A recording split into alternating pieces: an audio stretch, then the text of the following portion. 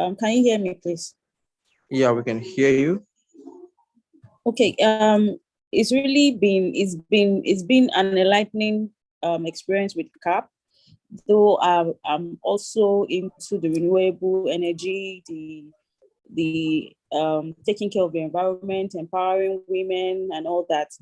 But CAAP has really been more eye-opening and given me the opportunity to learn vastly when it comes to environment and all.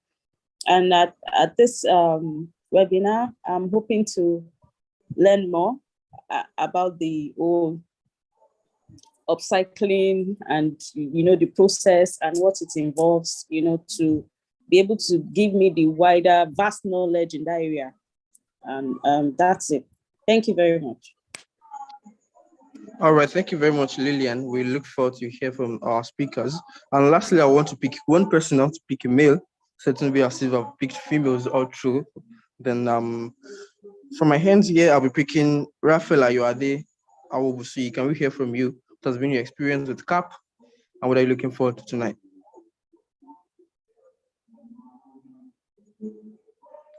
Raphael Ayoade, are you on the call with us? Good evening, everyone. Good evening, Raphael.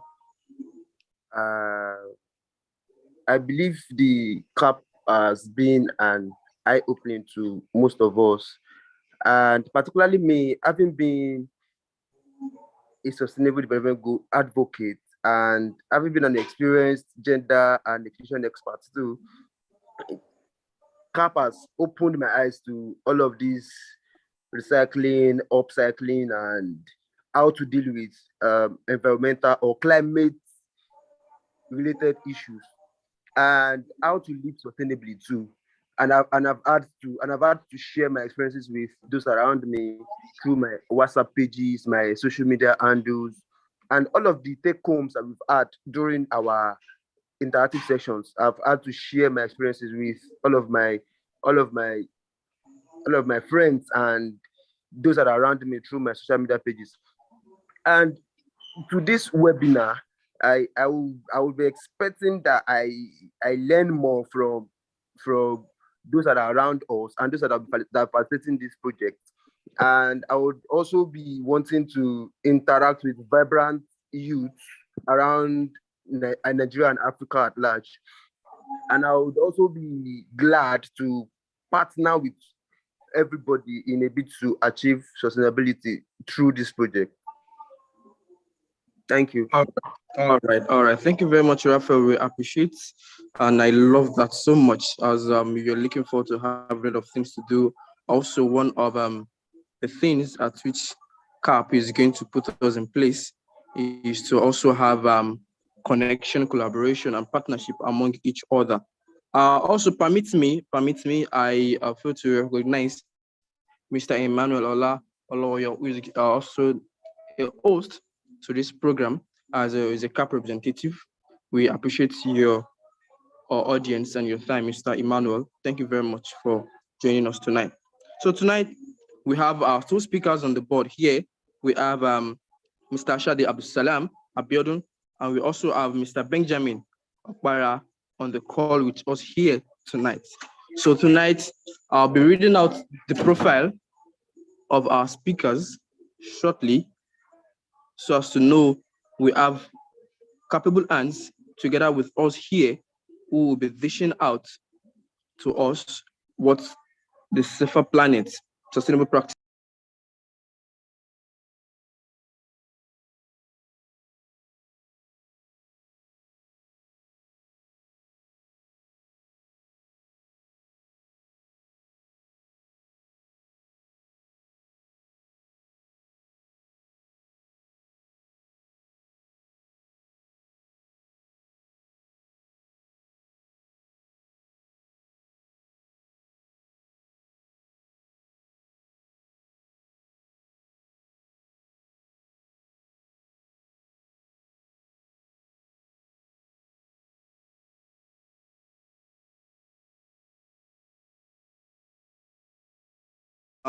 Firstly, I'll be introducing Mr. Abdulsalam Ashadi, as I'll be reading out his profile. Ashadi Abdulsalam Abiodun is an environmental ambassador ambassador, a youth advocate, a member of the Nigeria Institute of Management, NIM, a certified solid waste manager, SWM, a member of Recycling Association of Nigeria, RAN, and the Lagos State Recycler Association, LAGRA. He obtained his first degree and second degree, BSc and MSc in accounting from prestigious Lagos State University, LASU Ojo, an associate environment and safety manager, AESM, and HSE 1, 2, and 3 holder. He is the founder and executive director of Green Janitors Sustainable Initiative and is also the co-pioneer of the Student Environmental Corp Campus Recycling Champions, which we have in different campuses, LASU, FSET, UNILAG, IFE, and other places around the world. Ashade is a certified solid waste manager, recycler, and climate change advocate with 10 years fieldwork experience on waste management, advocacy, recycling, and upcycling training, an environmental sustainability consultant for corporate organizations, NGO with pragmatic solutions to environmental issues. He's also served as the managing director of Janirac Recycler Global Enterprises. He has over 10 years field experience in plastic recycling and is a coordinator of National Youth Council of Nigeria, along that local branch around Badagry. Ashade is a pioneer of the Pick the Plastic projects and beyond recycling. Through his consistent activities on environmental sustainability, he has successfully trained youth on waste to wealth, which has helped empower some youth in getting an alternative source of livelihood. Ashade Abdul Salam, as well known in everything he has been doing, he has also been able to empower women, youth through Pick the Plastic projects, as well as recovering over 50 tons of plastic through the project, and he guaranteed 5 tons monthly. He also the co-founder of the Student Corp, as I've mentioned earlier. He is a recipient of many awards, such as Most Influential Youth in 2021, Lagos Young Recycler 2021, Most Empowering Youth 2020, Young Environmental Ambassador 2019, Emerging Young Leaders 2018, Climate Change Activist 2015, Youth Environmental Advocate 2010, and so more. He's also the pioneer of Youth for Nature Project, a project to educate young people in Nigeria about climate change and ecological crisis as the whole government responsibility for climate action. As we are all together on the call, let's kindly use the chat box and also welcome Mr. Ashade Abdusalam Abiodun. We appreciate you for joining us on the call tonight. Let's kindly use the chat box, and if we can unmute ourselves, let's kindly give him a welcome, a warm welcome to have Mr. Ashade Abdusalam on the call together with us here. Mr. Ashade, if you are here with us, kindly just unmute your mic and just say, "I." Let the whole house hear you out before we call out for your speech, sir. Thank you so much. Special welcome to my host. Thank you, Mr. Ashade Abdusalam. We appreciate. Also, before we move further, I also want to introduce our second speaker, who is Mr. Benjamin Okpara. Benjamin Okpara is an environmental scientist and an ecologist by training. He is the co-founder of Youth for Environmental Sustainability and Development, YESD, a registered non-governmental organization in Nigeria aimed at fostering the activities and participation of youth in advocacy, activism, and action for sustainable development. YESD's mission is to inspire and harness the power of youth in providing innovative solutions to environmental challenges for sustainable development. He currently works as a sustainable and climate change consultant at PricewaterhouseCoopers, PwC, Nigeria, where he works to deliver value to clients across a broad range of sustainable and climate change services. He has a key competence in TCFD, aligned disclosure, sustainability reporting and assurance, impact assessment, sustainability strategic, climate risk analysis, net zero development strategies, climate mitigation and adaptation solution. Prior to joining PwC, Benjamin worked as an academic researcher and environmental analyst at the University of Benin, Nigeria, and lectured briefly at Benson Idahosa University, Okada. He has also published over 10 scientific articles in top-tier scientific journals. He also provides previous work with the United Nations Environmental Programme, UNEP, in carrying out an environmental impact assessment, EIA, for an abandoned mine in Papua New Guinea. He has a bachelor degree in animal and environmental biology and a master's degree in psychology and ectozoology from the University of Benin. With a warm welcome, I want us to unmute our mic and also give Mr. Benjamin Okpara a warm welcome for joining us on this call tonight. Mr. Benjamin, if you're on the call, kindly unmute and let's hear from you, sir.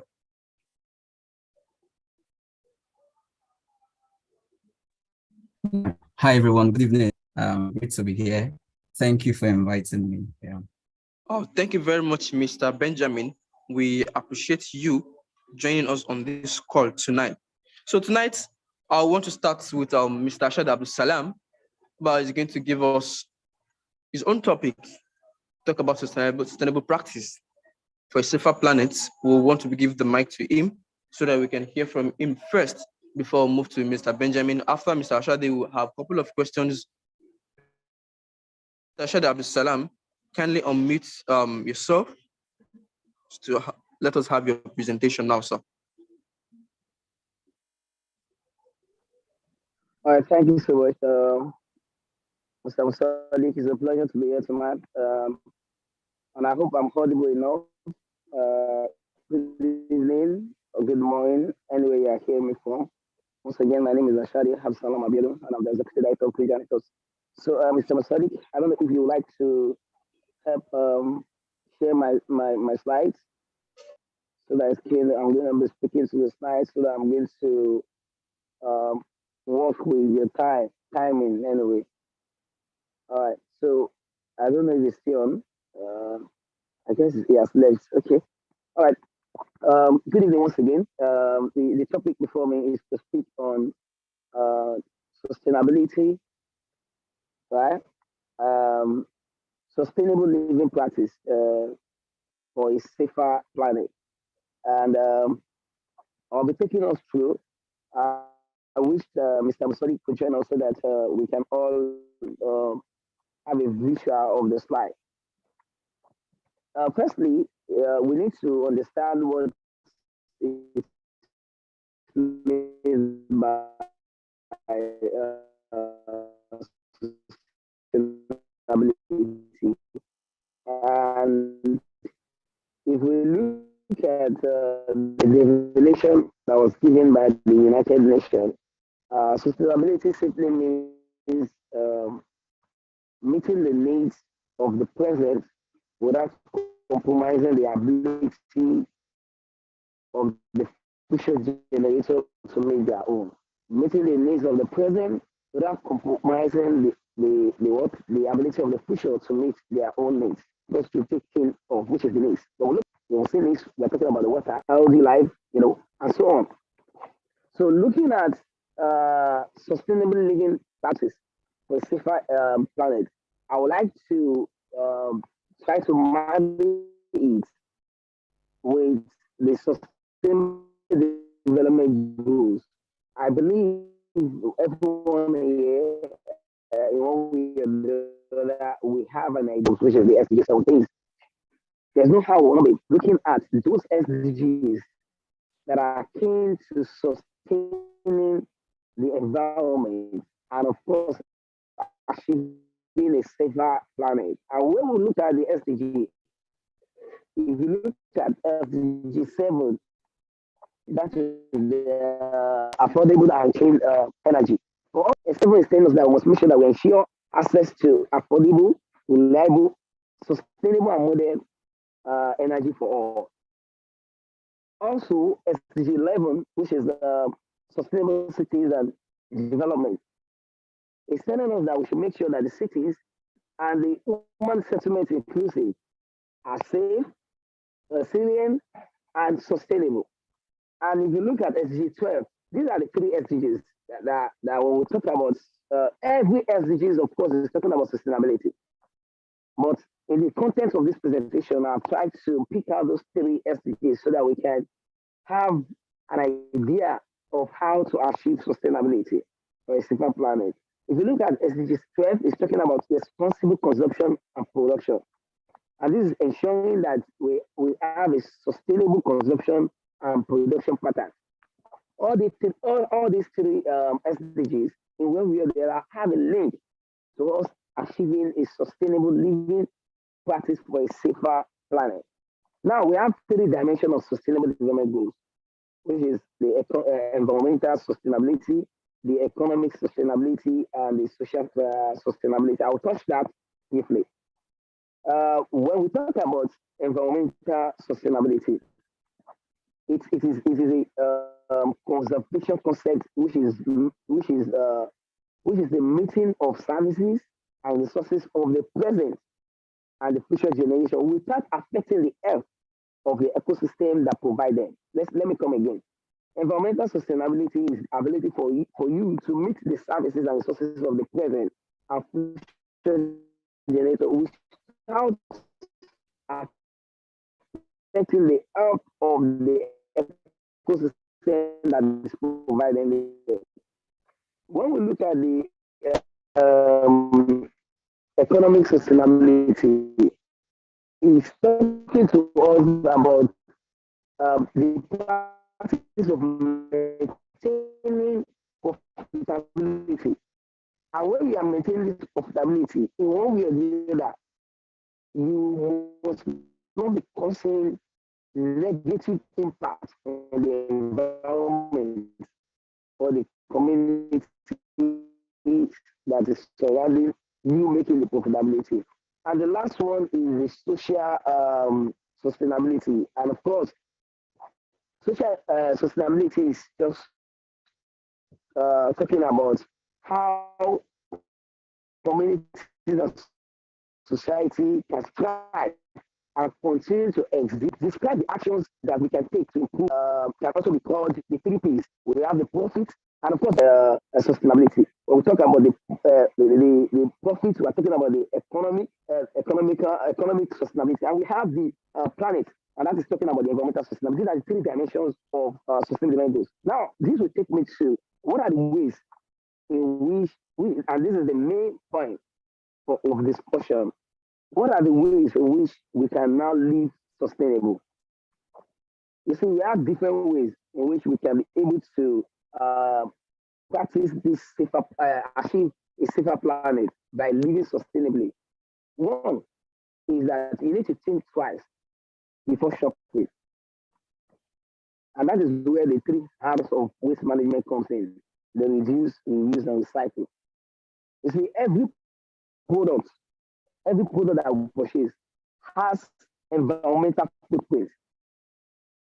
From the material that they use to create it, to the packaging, to the manufacturing and everything, it has impact on the environment. So if you want to shop, you want to buy anything in the mall, you want to go, you must make sure that all these things, the thing you're purchasing, is something you really need.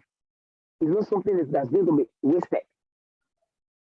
And and this is the reason why you see one of the things that the economic sustainability wants to achieve is to move from the linear economic model to the circular economic model.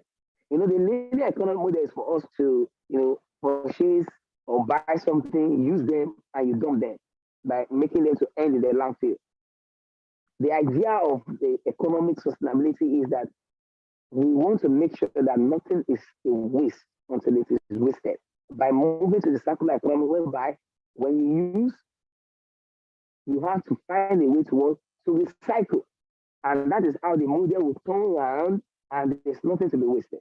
Now, some of the ways in which you can live sustainably for us to think twice whenever I want to shop. Make sure you reduce waste.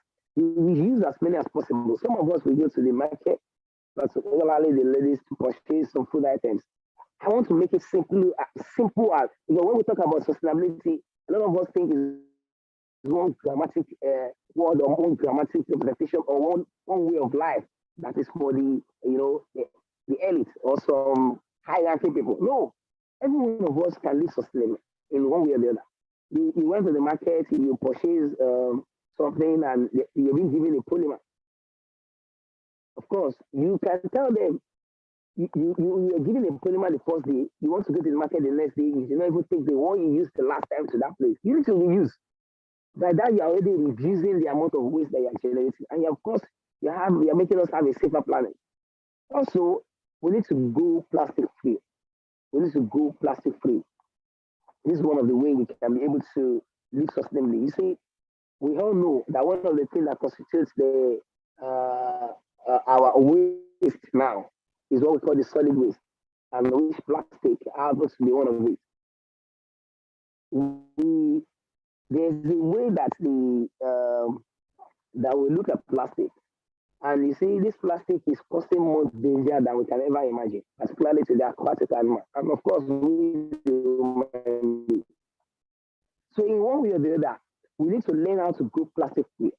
You need to consume things that you know that there's sometimes that if we know for now, we in the whole Africa, Nigeria particularly, we are yet to talk about we saying we are using another another thing to replace plastic. We can't do without plastic for now in Nigeria, but you can be able to practice live sustainably by making sure that even the plastic you are purchasing is a plastic that can be recycled. And that's why most of the time you look at the plastic content, you see the label.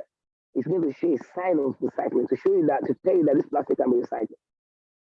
So when you finish using this plastic, you should make sure that it's something that you can donate it to recycle plants or make use of it. But you must not make it to turn to a pollution whereby it's going to clog our drainage system or go into the oceans and at the end of the day consume our fishes and the like. Also, we must drive less and drive green. Some of us, you want to leave your house to go to the market. It's something you can track, but you take a bike. The bike you are taking, you want to board a bike. The bike is going to, release some emission into the air. That's another pollution. Some of you have a ride. Instead of you to, take a walk, you can even get a bicycle. That is you driving green so that you can reduce all these carbon footprint that is being released into the public. These are ways you can also practice it by living sustainably, by making the planet safe. These are things you can do. Also, you need to green your house. These are ways you can practice sustainability. These are ways we can make the planet safer. Where you're staying, how well are you making sure that your house is green? You can plant. You have flowers you can plant. There's a way and manner in which you can make your house. It's not that you'll be living in a place and even where you're staying, how clean and healthy is your environment? Are you living it for the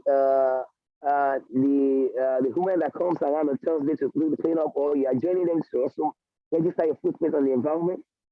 So there's a way and manner we can do this thing and practice sustainability, and at the end of the day, make the planet a safer place for us. Also, we need to be water wise. The companies that produce bottled water, they have positioned the bottled water for. There's a mentality in our brain that the tap water that come out from our home are not clean enough. That's the mentality. We assume that they are not clean enough, and we believe that the purified waters that are bottled are clean enough. And we are not thinking of what about the carbonated things and acid that is being used to produce the plastic that is having the content of the water that we are drinking. None of us is thinking that way.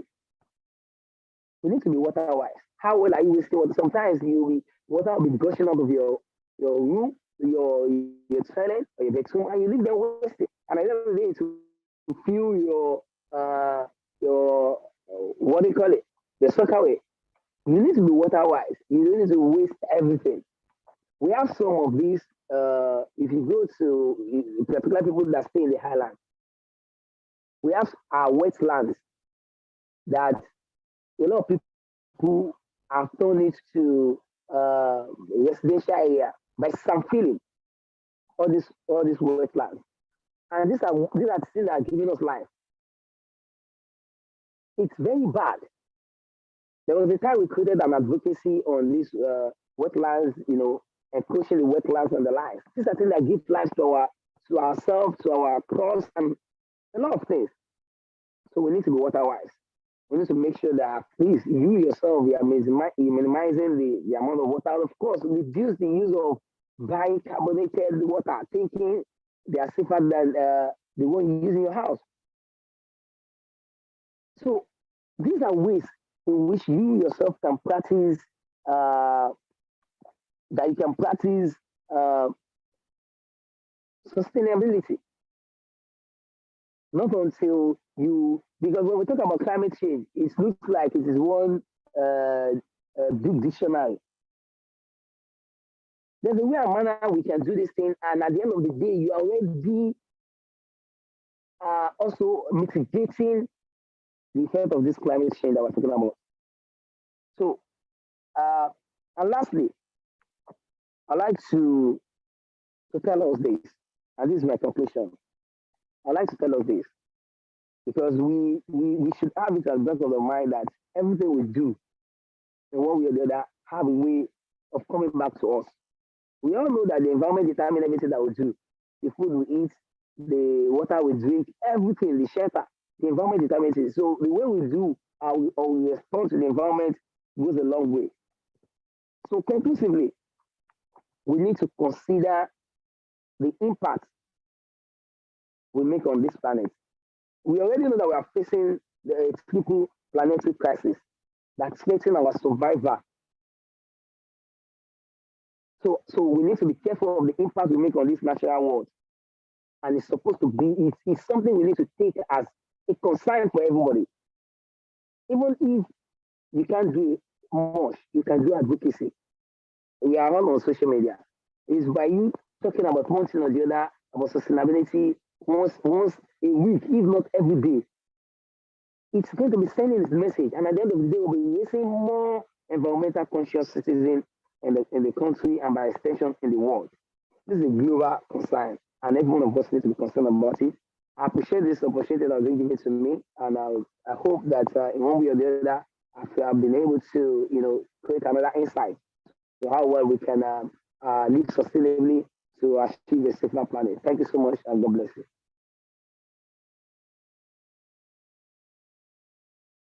Salam. Thank you very much, Mr. Salam. We appreciate all you have done. We appreciate. I think I've learned a lot here. How we need to be water wise. We need to go green, drive green, and then we need to be careful of all we do. Practice.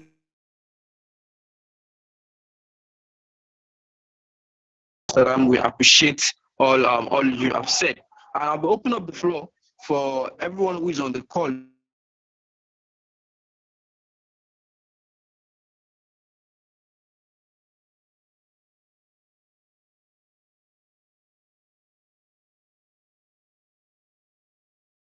Salam, so I can pick up the questions and answer them all at once. If you have a question, if you can use the chat box, kindly unmute yourself and ask the question. Mr. Salam will be here to answer the questions from us all. Please, if you have a question, let's all ask now.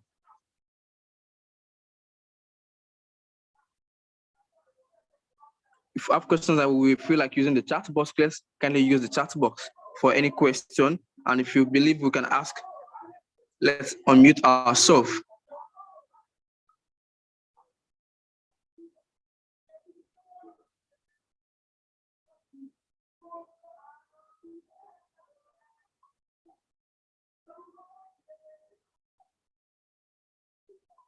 Questions from champions on the call. If we have a question, let's kindly ask our question now. Okay, Oluwatosin Adeniyi, I've seen your hands. Kindly go ahead. Good evening, everyone. Good evening, everyone. Good evening, Adeniyi. You can go. Please, sir, concerning the ways we can, ways to live sustainably. He said something about go plastic free. I want our Oga to please explain more on that because I'm getting confused in that area. Go plastic free. So I want to understand it better. Thank you.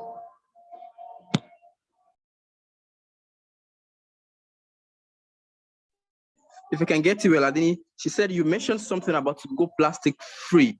Then can you shed more light on what you mean by that? She's yet to understand that aspect very well. Mr. Shadab Salam, if you can on the call, you can kindly answer our question now. All right, thank you so much. Is that Olayinka? Is that her name? Oluwatosin. Okay, Oluwatosin Adeni. Thank you so much. All right. So what I mean by going plastic free is that you see, there's a way, a manner in which we can cut down on our plastic waste in a very simple style. For example, you can use reusable bags when you shop instead of, there are sometimes that you go to the mall, and what they offer you is the plastic bag, you know. But of course, there are some more that will have the reusable bag that you can even ask for, telling them that, please, do you have the reusable bag? They will give you. That's if they have. But if they don't have, what we are saying is that when you are being given one, when next you want to go and shop, you don't need to request for another one. Use that one that you have been given. Secondly, what I'm trying to say is that you can as well as make sure that your plastic is being recycled. I've said it that there's no way we can in Nigeria presently. There's no way we can do without plastic because the companies that are producing it keep producing there, and that is why some of us, the environmental advocates, we are shouting on extended producer responsibility (EPR). That the producers that are producing these plastics that are endangering our aquatic animals, clogging our drainage systems, and causing pollution should make sure that for every single plastic they produce, they find a way of leaving the environment back. So how can they help us? They can help us, but we can help ourselves. You bought a vehicle going to the school and you stop on the way, you bought a Coke or Gala, and you consider that plastic, the Coke, the Coke. Instead of you throwing that Coke away from the window of the vehicle, you can keep it in your bag. Take it to your home. You can upcycle it. You can use the cover for a stand for your phone.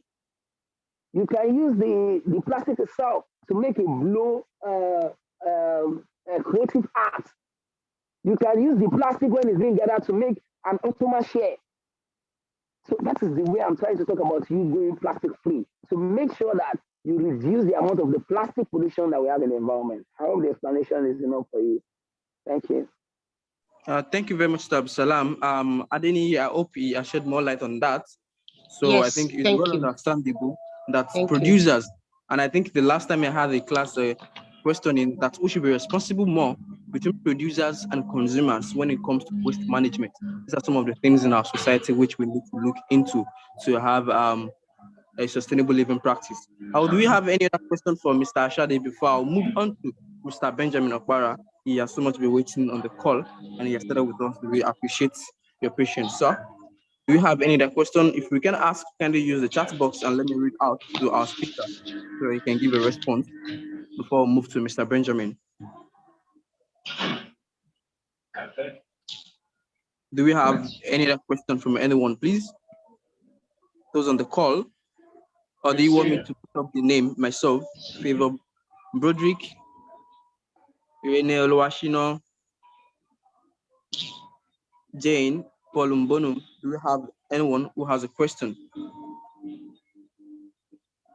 And in the absence of that, in the absence of not having any question, I would love to move forward to Mr. Benjamin Okpara. Mr. Benjamin Okpara will be treating the topic on circular economy. We have heard very well from Mr. Ashade while he was speaking, he made mention of it. But Mr. Benjamin will be shedding more light on that, where you'll be explaining and giving us details where we should practice circular economy and the importance of circular economy on sustainable living practice. Mr. Before we move that, kindly wait, Mr. Benjamin permits me. Favor Budrick, do you have a question?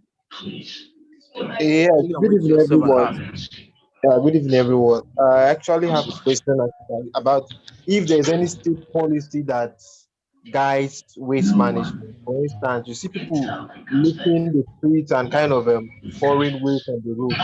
I don't know if there are agencies that are against that, most especially in Lagos. So I just want to know if there's any other agency that we can actually report to that people are kind of littering the street. If My these name things are actually is my affecting is Oluwatosin. Okay, My thank you name very much, is Favor. my is.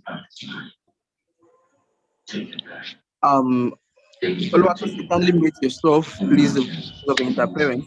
Mr. Shade, the person is asking, Favor is asking if there are any other agency apart from Loma that we can always report to when it comes to the issue of waste management, the way people are managing their waste, the plastic, the waste disposal on the drainage and other things. Are there any agency apart from Loma in Lagos which we can report to, or any other agency?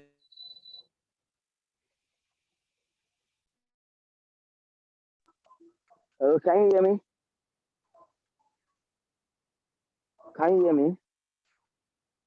Yes, sir, we can hear you. We can hear you, sir. All right, thank you, Mr. Favor. Thank you so much for that question. Of course, we have other agencies that you can report to.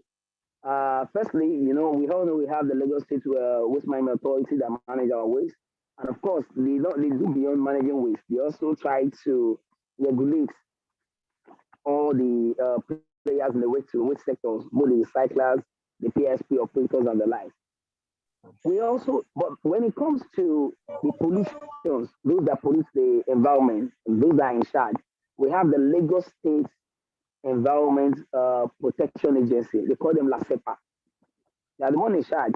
And you were trying to ask that is there any policy that has to be? Yes, there are policies. You know us now. We have enough policy from the federal to the state. We have enough policy. But what are we lagging? Is the implementation. There's a policy. If my memory serves me right, I think there's a policy, the waste management policy, the federal government waste management policy. It should be in the schedule 15.4 the amount. It's called the polluter pays policy, whereby if you pollute the environment, you have to pay. There's a way and manner that you don't want to pay now because if you pollute, you pay. It's an offense. But is it being implemented? So there's a policy, and those in charge of the pollution. If there is a noise, you see, it is only when you have not offended the government. That is when you don't know that there's a law. If there's any noise in your environment and people is disturbing you, is noise pollution, you can report to LASEPA. If somebody is polluting the environment, and it's not even until you get LASEPA. We have them in our local government. We have the environmental department. All these people are responsible for all these things. But the issue is, are they working? But if they are not working, are we also asking questions? Are we charging them? You can write a report. When you can write a petition for any pollution you are witnessing in the environment and send to the Department of Environment in your local government. You know what you do? You will not copy LASEPA. You can even copy the office of the governor. You will see they will respond to you. So there are agencies that they are in charge of all these things. Even drainage, signage, everything that has to do with the environment and the pollution, we have agencies for them. So thank you so much, my brother. Thank you very much, Mr. Shadi. I think I'll take the last question being sent on the group. The person said, Yusuf FF said, please, how can we build a leadership community to address climate change issues? Since you are part of somebody who works with NGOs and you have taken responsibility on creating one or two, how do you think we can create a leadership community to tackle climate change? It's simple. If you want to create a leadership community to address climate change, you yourself, you need to be an advocate. And you can only be an advocate by developing a passion. You must have that passion that this they are doing is to save the environment. So you need to be an advocate yourself. After being an advocate, you need to do what we call sensitization in your community. Talk to people. You have a circle of friends. Talk to them. If you talk to 10 randomly, 2 people is going to tell you, give you a nod. But telling them this is what climate change is all about, and this was when you start giving the advocacy. I started that same way. The question you asked, I started like that. And today, I can't count how many states and how many communities, how many local government. In fact, all the local government in Lagos State have my team scattered all over the local government. But I started from the shore of my own immediate community. If you want to make any impact, you must make the impact from your immediate community. So you must start with you yourself need to have the passion. You understand? You must have the passion. When you have that passion, then start the advocacy. It may be from your social media page. Start posting on your status. Start posting on your Facebook.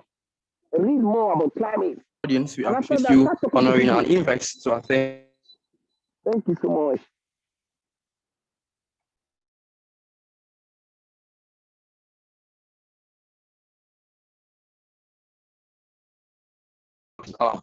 Mr. Benjamin Obara, you can kindly unmute yourself, sir.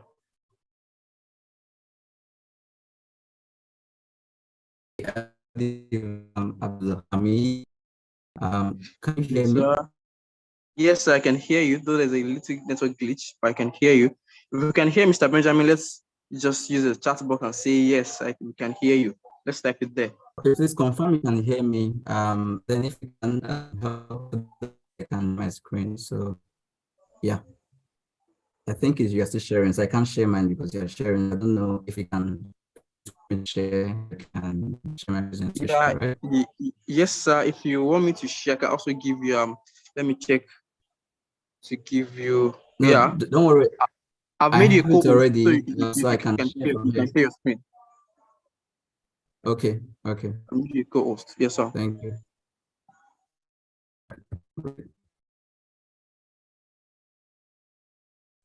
You can go on now, sir. We can hear you. Okay, great. So let me just quickly share so I can start. You can see screen. Can you see my?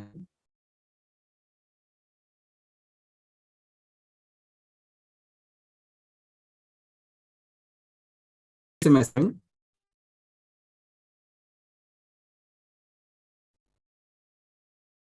Hello, can you hear me?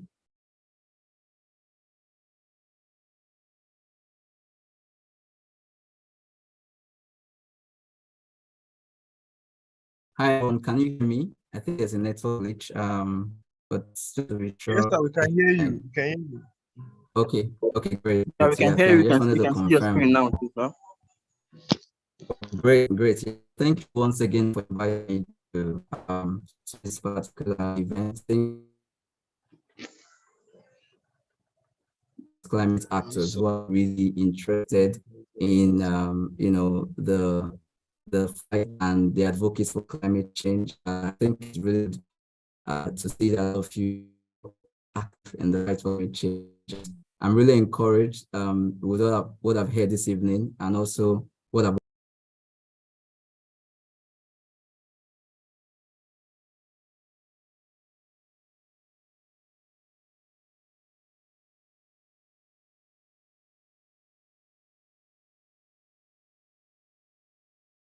Sorry, actors. I think there's a network glitch with Mr. Benjamin. Is going to be back with us shortly.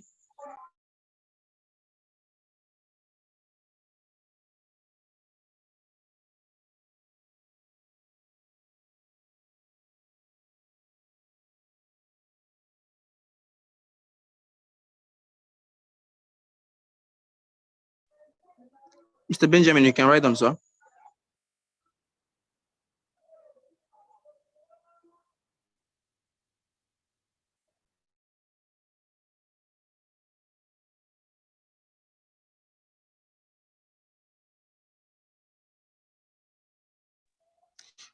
Mr. Benjamin, kindly unmute yourself. We can hear you, sir.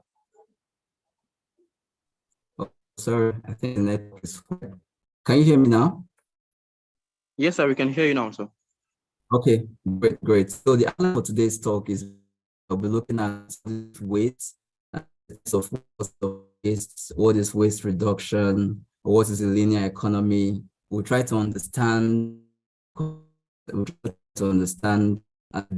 between the linear economy versus the circular economy. We'll look at recycling, and we'll also look at waste reduction versus recycling.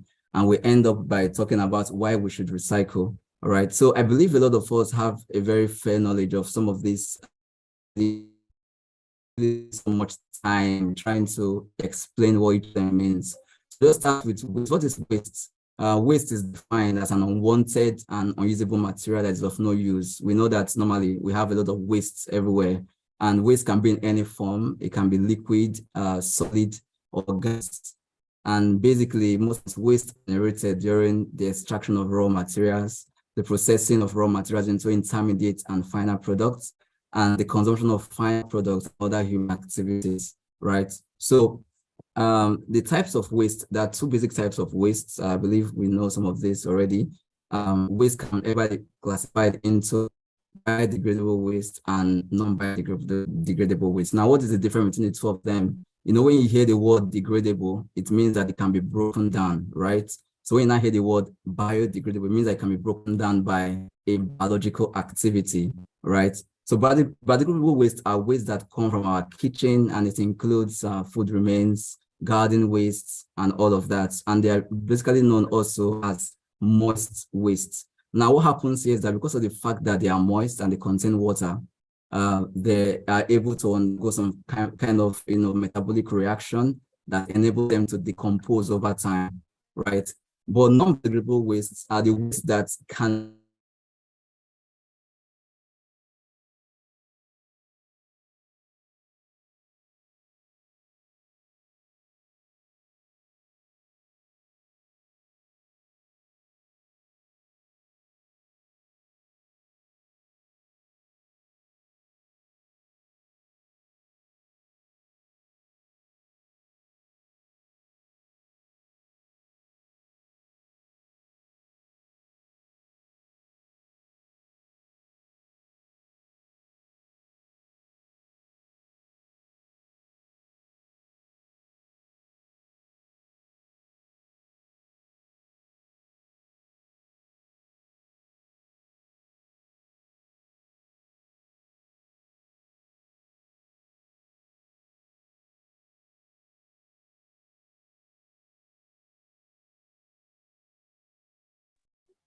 Mr. Benjamin, we can hear you, sir. We can see your screen.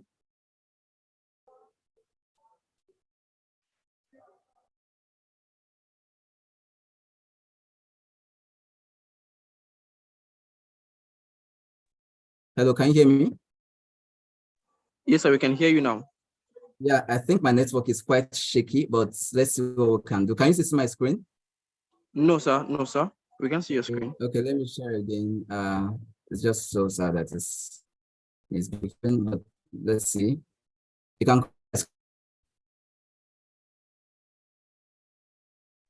Your screen is just coming up.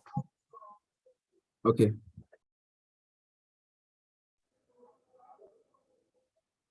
Okay. It's up now. Okay, great. Talking about the sources of waste, and waste can come from, they can be industrial waste, commercial waste, domestic waste, and agricultural waste. And because of, the name already, you already know where they're coming from. Either they're coming from the industry, or from activities and all of that, and also from our homes and from agricultural, uses and all of that. So the source of waste actually helps you to understand how to manage those kind. Look at what is waste reduction. What is waste reduction? Waste reduction is also known as source reduction. And like the previous speaker was talking about, the fact that we have to learn how to, to reduce the waste that we generate from our daily activity, right? So any way you can actually, from the source, to reduce, the amount of waste that is generated from the activity is actually a way of, having to reduce waste. Now, waste reduction is broader in scope than recycling, and it incorporates ways to prevent materials from ending up as a waste before they reach the recycling stage. Waste reduction includes reusing products such as plastic and glass containers, purchasing more durable products, and using reusable products such as dish rags instead of paper towels. I can see this particular figure here that waste reduction actually deals with trying to make sure that from the source, you're trying to ensure that waste that you generate is reduced from what is normally supposed to be generated.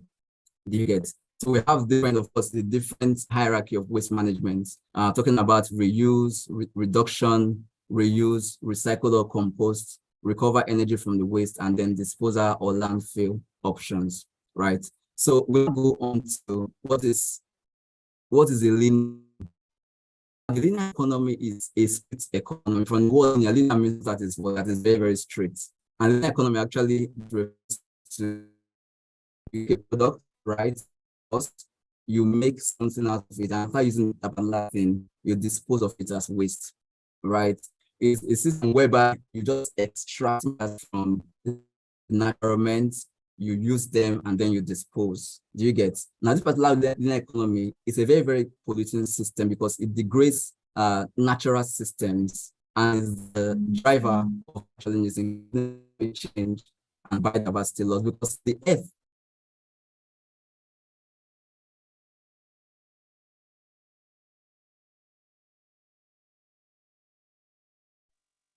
Sorry, I think Mr. Benjamin is having a really bad network from his end there. Can you give us some minutes for him to look into it, to find correction to it?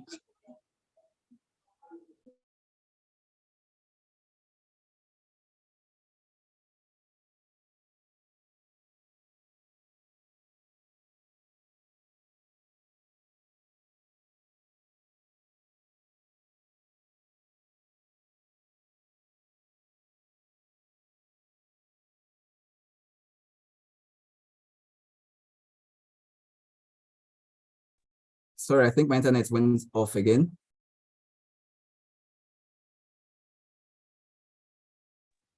You can write on so we can hear you, sir. Okay, sorry. Okay, I was talking about economy. So it's just like a straight economy where you take, you make, and then you dispose, right? So we'll just move on quickly. I think the internet has taken a lot of our time already. So now, instead of the linear, I have a concept called the circular economy.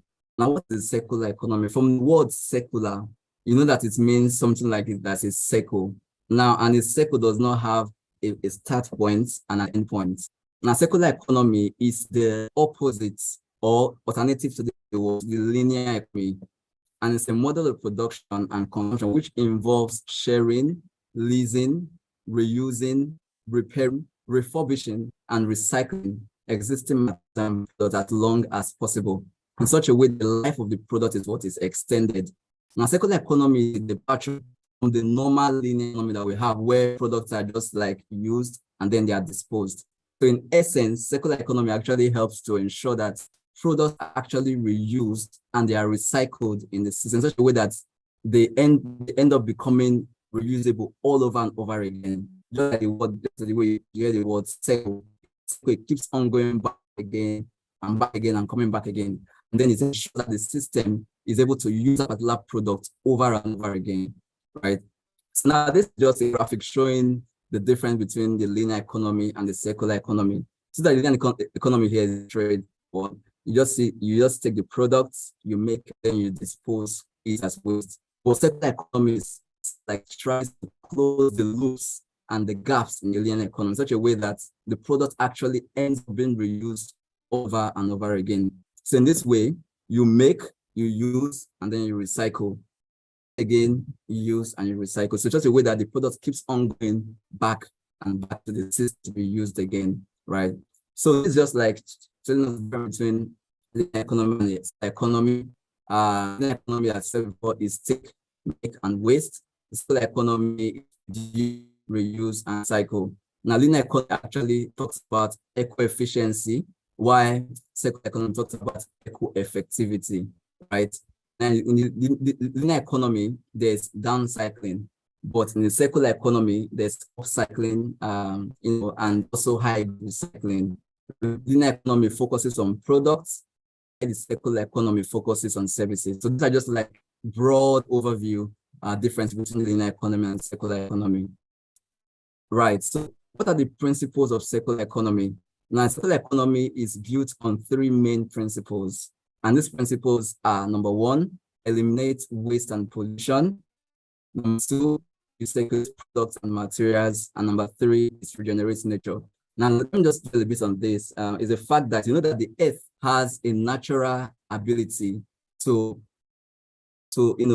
come and to generate itself all over and over again. That's the reason why, if, for example, a plant falls to the ground, it decomposes, right? And it forms manure over time. That is the way the earth is naturally built. Because the fact that we humans have kept on taking away from the earth without giving back, what now happens is that the earth resources are not depleted. That's what is actually making us not to be able to have enough resources, even for ourselves and for the future generation. So circular economy is actually built on these 3 major principles that ensures that products are not just used and disposed, but they are actually built into the system to ensure that they continue to be used all over and over again. Now, circular economy, like I said before, we've already gone through this slide already. So just talk about the 3 arrows of circular economy. Like the former speaker mentioned, we have reduce, reuse, and recycle. Reduce means that from the source, you are trying to reduce the amount of waste that is generated. Reuse means that you're trying to reuse that product all over again. For instance, you go to the market to buy something and they give you a nylon bag to take it home. Now, when you're going back to go and buy again, don't just go with empty hands. You go back with that particular nylon that you have to buy. In that way, you're trying to reuse that product all over and over again until it actually gets to the end of its cycle, where you now have to probably recycle it, or you try to look for other ways to make it, not to be disposed, in a negative manner. Then recycle, of course, is the system whereby a product is recycled. It's actually, it's made to become used again. It's manufactured in such a way that it is now useful again to the environment. All right. Now, recycling, is a component of modern waste reduction and is the 3rd component of the reduce, reuse, and recycle waste hierarchy. Do you get? It promotes environmental sustainability by removing raw material inputs and redirecting waste outputs in the economic system. Now, recycling actually, it's a very, very important thing because apart from the environmental benefits, it also provides jobs. It's also a source of income for the country. It's a source of income for many. I believe I've seen a lot of these boys around that used to pick plastic cans. That's for them a source of employment. So if we're able to build into that system, we're able to create more employment for people that don't have employment. So recycling actually on its own is actually an economic activity that can help to boost national income. Now, recycling, of course, like I said before, depends on its ability to reacquire the properties it had in the original state. Different kind of materials can be recycled, like I said before, iron cans, glass bottles, and all the rest. Recycling can help reduce the quantities of solid waste deposited in landfills, which have become increasingly expensive. Recycling also reduces the pollution of air, water, and land resulting from waste disposal. Now, there are 2 types of recycling operations. It can either be internal or external. Internal recycling is the reuse in the manufacturing process of materials that are a waste product of that process. For example, you're producing something in the field, and then whatever you have as a waste, you now use it again to produce something else. That is internal recycling, right? But external recycling is the reclaiming of materials from a product that has been worn out or rendered obsolete, right? For example, you bring out old newspapers and use to manufacture something else. That is really external recycling, okay? Now we have, of course, different material can be recycled, rubber, glass, plastics, wastewater, domestic refuse, and all that. They can actually be recycled. Now, just to give it, a kind of explanation between waste reduction versus recycling. Waste reduction or source reduction is also known as waste prevention. That is, from the beginning, you're trying to reduce the waste that comes out to the environment. While recycling is a series of activities that includes the collection of used, reused, or unused items that would otherwise be considered waste. You sort them, and then you process the recyclable products into raw materials and remanufacture the recycled materials into new products. Now, it's very important to know that sorting of waste is like the first step when you want to recycle, because you have to be able to sort the waste into different kind of waste. Either they are plastic waste, either they are, you have to be able to sort them first before you now start knowing how to process them properly. That's the reason why, for example, in some companies, they have different, kind of waste bins for plastic material, different kind of waste bin for different kind of material, that they're able to sort the waste from the source. That can actually help to, to make the recycling process easier and better. Now, this is just the waste reduction hierarchy, like I said before, talk about source reduction, and this is like from the best to the worst, right? So source reduction, reuse versus repair, recycle and compost, produce energy from the waste, and then the last option is to dispose them in landfills. In that way, also, it's also helping to reclaim lands to make them, usable again. I believe in Lagos, there are some places in Lagos that are actually reclaimed, waste, because they're able to use waste to fill up living there today. So that's also in its own, is also a benefit of waste as well. Now, why should we recycle? We'll just round up very soon. We should recycle because it can help to reduce carbon emissions. We all know that climate change is real and it's already affecting us in Nigeria and even all over the world, right? So by the time we recycle, we're helping the world to save energy. We're helping the world to reduce and cut down on carbon emissions. Because whenever a particular product is disposed, what happens is that product will now, over time, release carbon that, now eventually, can lead to climate change. And recycling can also reduce air pollution. It can save energy. It can minimize accumulation in landfills. It can conserve wildlife. It can save even yourself money, and it can ensure that we all, are living a truly sustainable future.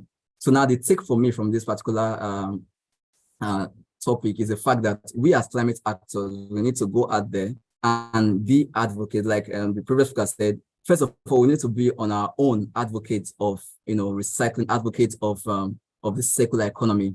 Then in your own little way, see how best you can be able to advocate, by your friends, your family, your colleagues and all of that. Try to make them to understand why the circular economy should be the best concept that everybody should follow. And then on our own, we can see how we can continue to ensure that the world we are living in today, we're able to achieve the lofty goals of the United Nations to, to achieve the SDGs 2030.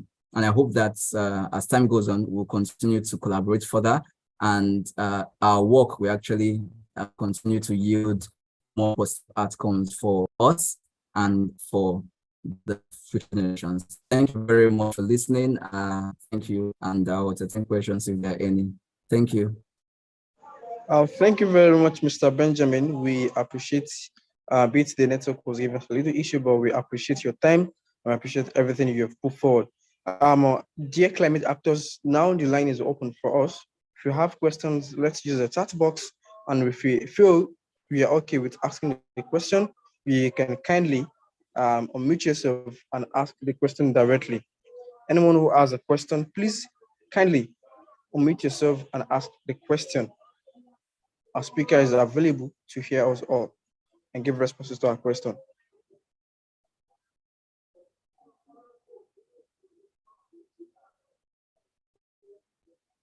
Questions from any climate actor?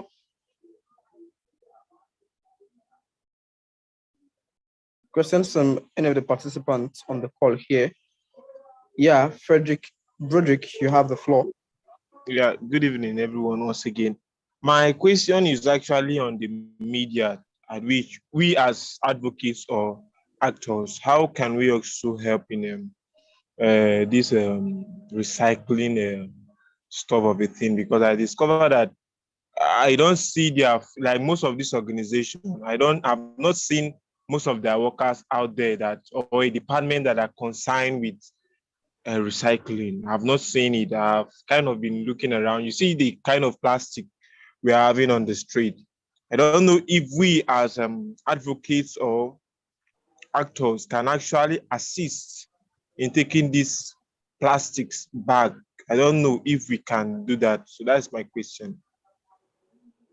All right, thank you, Broderick. Mr. Benjamin, you have the floor now before I move to the second person. Okay, yeah, thank you for the question. So I think as climate actors, for me, one thing I would say is that your work starts with advocacy, and that advocacy is very, very important, right? So on your own, you might not be able to go out there to do all of this, right? But what you have to do as climate actors is to continue to advocate. And advocacy can be as little as, go around, for example, secondary schools and, enlightening young people, on the importance of circular economy, the importance of recycling. It can also mean, for instance, you are going to media houses, you are seeking out opportunities to, to talk, in media houses and all of that, to enlighten people about the benefits of recycling and circular economy. Now, it can also mean like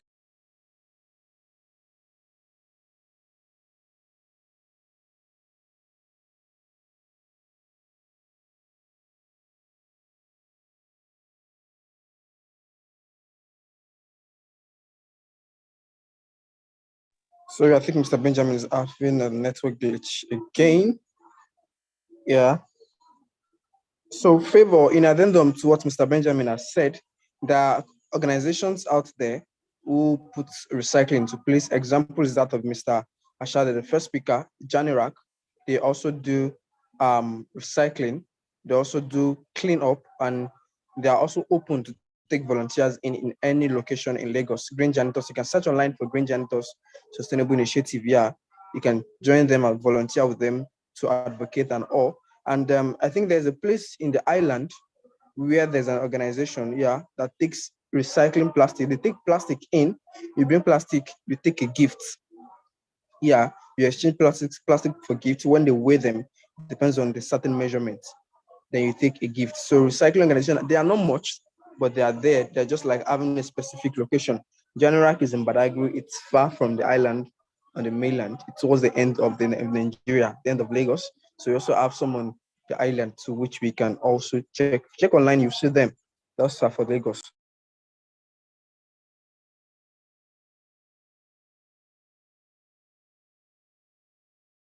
Thank you, sir.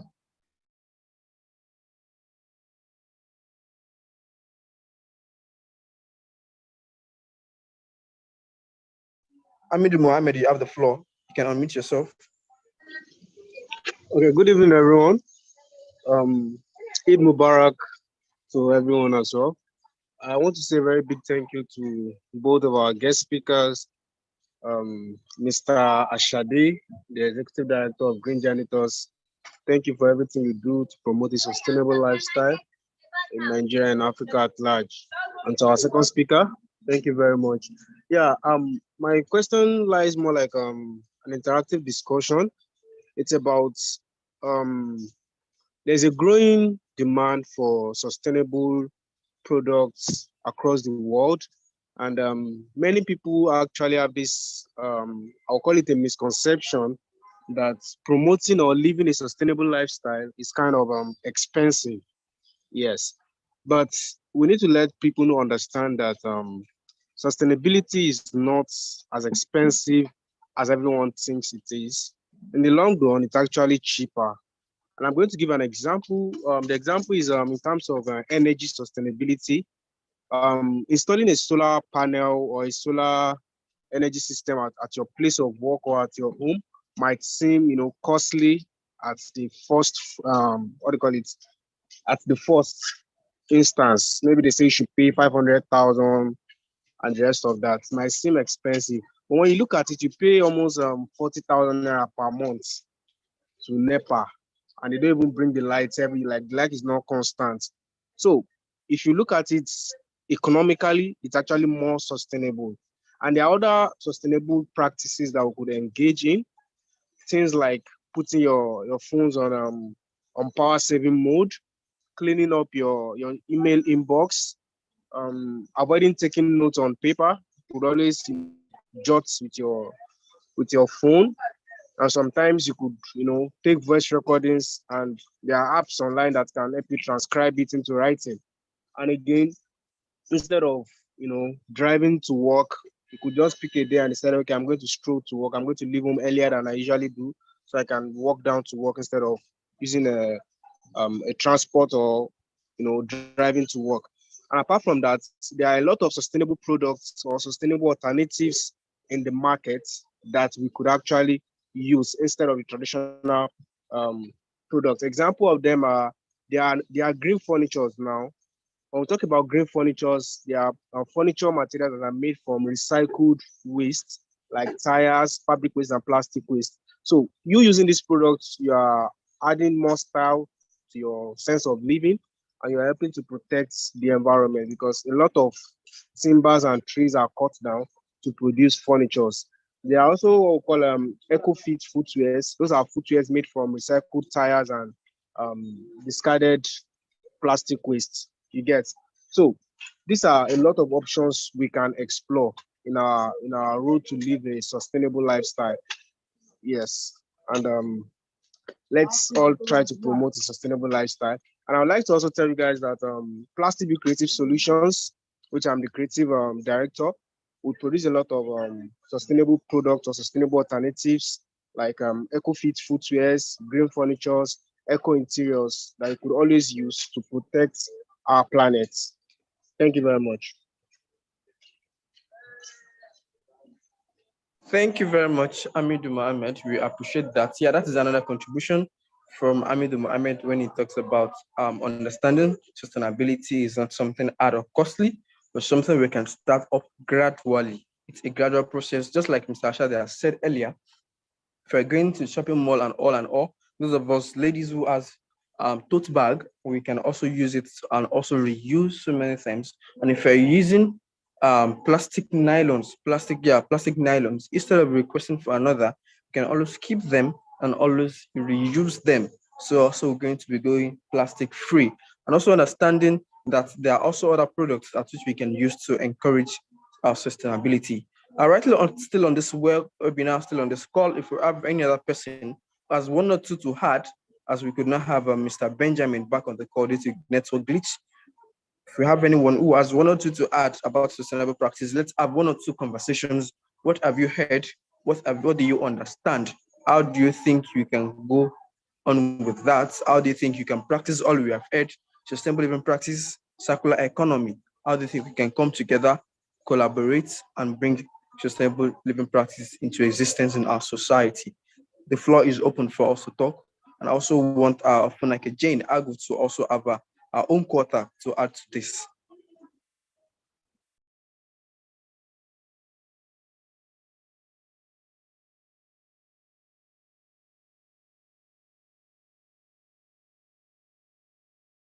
If you still have anyone who has something to say, I think I have a gift from our state rep. Jane has a gift for somebody who has one or two to add to the business of the day. If you have anyone who has something to say to add to it, should I pick myself?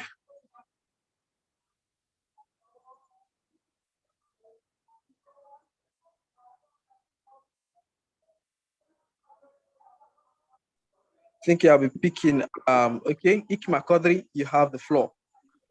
Good evening, everyone. My Good name evening. is Matt. So this discussion has been very enlightening, and like everybody has said, it has really added to my understanding of sustainable practices that I can employ and encourage other people as well to employ. One thing I just wanted to mention is that we are unintentionally practicing some sustainable, or we're already engaging in some sustainable practices as Nigerians unknowingly. For example, the way we use the plastic containers and we don't throw them away for economic reasons, and maybe in the frugal nature of doing several things, we end up reusing and repurposing a lot of items that would have ended up being thrown away.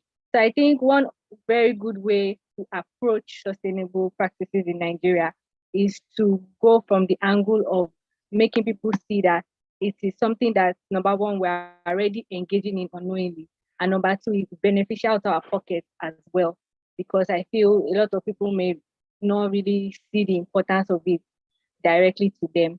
But if you point out these two points, they may see that, okay, something that is even practicable in their everyday life. Thank you.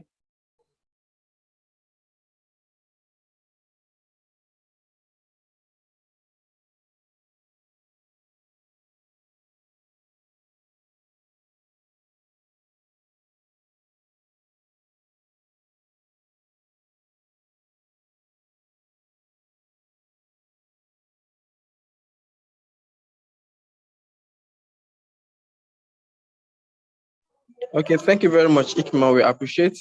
We still have any other one person on the call who has one or two to add. Lillian Aremo, Raphael, Zodin Mamarashi, Victor Alabi, Anai Agu, Angela Oyechi. Please, if you have any other thing to add, I think we have Mr. Benjamin on the call. Mr. Benjamin, if we still have one or two to add to it, you can unmute yourself and take up the ground, sir.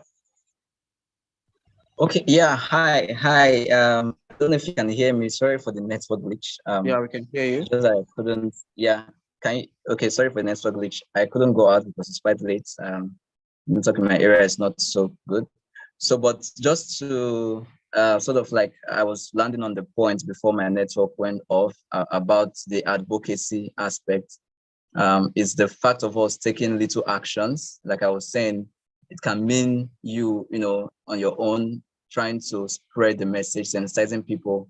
It can actually mean you having to go to secondary schools, enlightening young people about the importance of recycling and the importance of waste management and waste reduction. It can also mean you know, looking out for ways. For instance, when we have the World Earth Day recently, you are trying to post information about the reason why we should try to save the planet, you know, in our own little way. So all those little actions you can take are actually some of the things that ways you can actually help to promote, you know, the concept of circular economy and also of recycling. And I was also going to add as well that my NGO, we got the funding from the Global Green Gun Fund in 2021, where we were able to help some rural women, you know, convert their wastes in their environment into briquettes. Now, briquettes are actually now used to cook again. So all those little ways, we're able to teach them how to convert those their farm waste, you know, that they normally would have thrown away, you know, to now make it into something that they can use to produce energy, you know, to cook as well. So you can look out for ways, you know, within your environment where you can actually promote activities, initiatives that can help to, you know, to ensure that the circular economy becomes part and parcel of what we promote every day as Nigerians and also as environmental activists. And just to encourage all of us to that we should keep on with the action and never falter, because the planet is ours and we ought to save it for ourselves and also for the future generations coming forward. Thank you very much. And once again, sorry for the network glitches. It was never my intention. Thank you for the opportunity.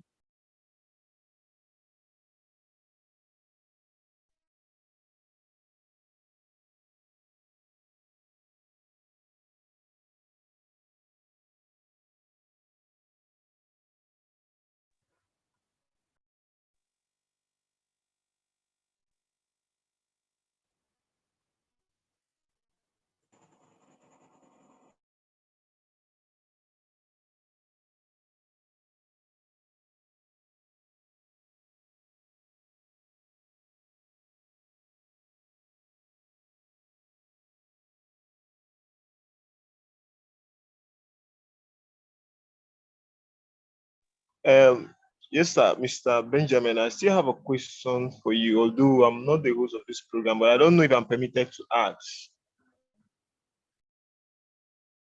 Okay, yeah, sure. Please, you can go ahead.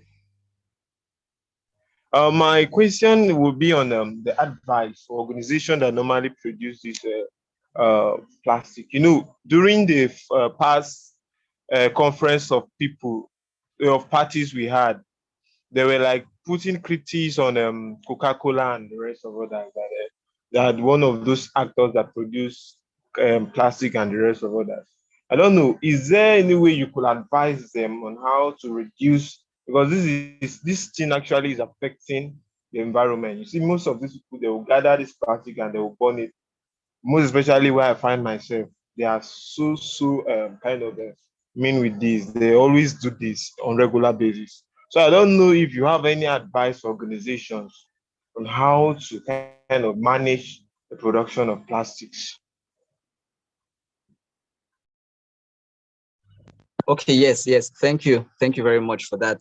So you know that we know that organizations, most times organizations are actually, their major aim is to make profits, right? But most people don't understand that when you are making profits and when you are, you know, you're trying to run the organization or the firm or the company, if you do it in a sustainable manner, in the long run, it actually helps you to save costs and even makes you to have more profits. So from the standpoint of where I work as in PwC as a sustainable climate change consultant, what we do, with companies is that when we go in and we work with them, we try to help them understand some of the cost benefits, that they can have by ensuring that their business strategy is in line with sustainability. Because at the end of the day, when you are able to, from the beginning of your production process, you're able to think sustainably, it will help you to know how to cut off those wastes, that would normally arise, during your production activities. Now, for companies like Coca-Cola and other companies that produce, that give their product out, in terms of plastics, there's little we as individuals can do, but there's a lot, that we can do in terms of advocating for the government to put in policies and to implement policies that can make those companies to ensure that they don't discharge this waste into the environment in a way that will be harmful to the environment, right? So we have a lot of policies like Mr. Shade mentioned as well, but the problem we have is with implementation. Now, what we can do as well is also for us to advocate to the government, for the government to start implementing those policies. So what those policies would do is that it will now make those companies to be bound, to ensure that they reduce and minimize the waste, that comes with plastic and all of that and all of those uses. They can, if those policies are actually implemented, we have a lot of them. We have the NESRA Act, we have the Nigeria Waste Management Plan, we have different, policies, even directed as plastic, in itself.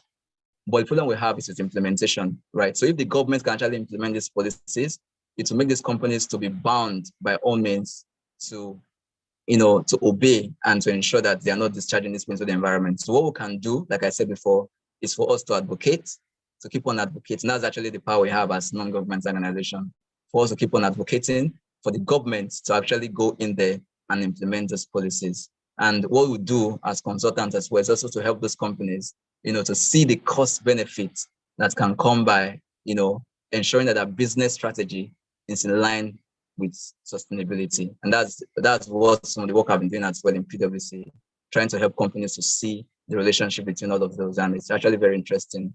And companies that have actually taken those steps are actually making lots of progress so far. I don't know if that was able to give you some insight. Thank you. Yes, thank you very much, sir.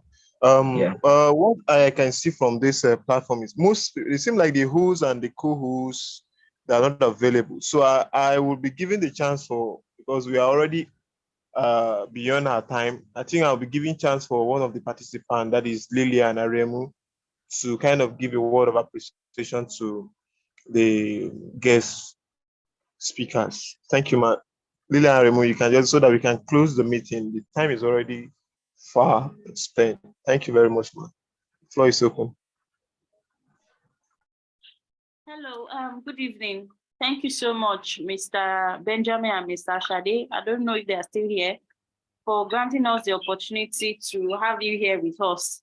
We've learned a lot. We have been inspired. We have gotten to learn more about sustainability, recycling, why it's needed for our planet and all. We thank you for your time. Thank you everyone for being part of this webinar. And since the host is not here, we can now say good night. Thank you for joining. Thank you. Bye-bye. Good night. Good night. Yeah, thank you for having me. Yeah, bye.